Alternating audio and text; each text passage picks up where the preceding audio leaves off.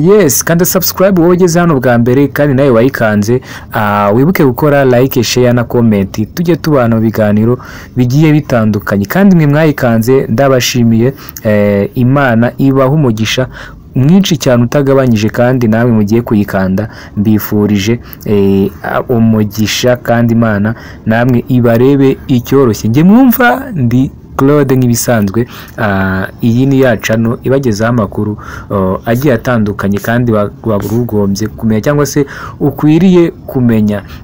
Aya makuru rero nta yandi ni ya yandi amaze igihe acicikana muri ibi bisagara cyangwa se muri ibi bice, aho AFC M23 irimo guhangana na leta ya Kongo. Bikaba bivugwa ko rero igihe leta ya Kongo izaganiriraho na M23 cyamenyekanye, izaganiriraho na AFC M23 icyo gihe cyamenyekanye.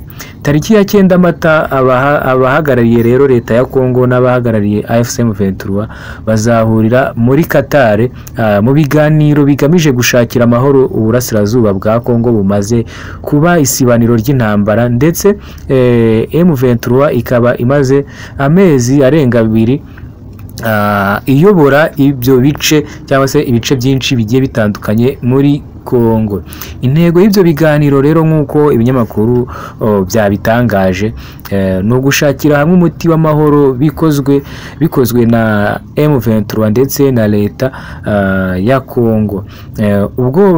Ubwabo rero dore ko abantu benshi bamaze guhunga ibyabo cyangwa se bamaze guhunga bagata ibyabo bakajya mu buhungiro mu bihugu bigiye bitandukanye byegeranye na Kongo birimo n'u Rwanda, Uburundi n'Ubugande.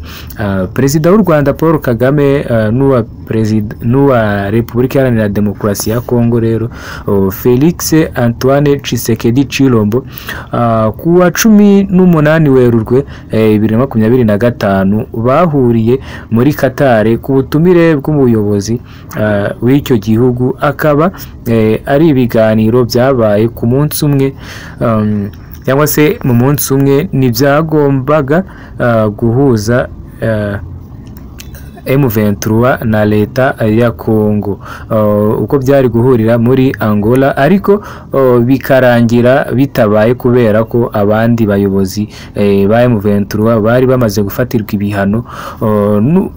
ibihano.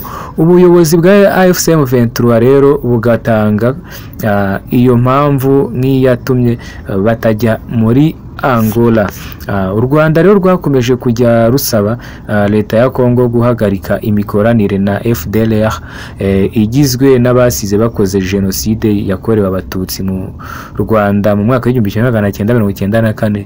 Gusa iyo leta ntiyabikozwa cyane ko hari abarwanyi bayo bagiye bagaragara bari kwitabwaho n'abayobozi ba Kongo mu gihe cy'urugamba rwahuzaga M23 na FARDC n'abawazalendo n'ingabo z'abarundi n'abacancuroye.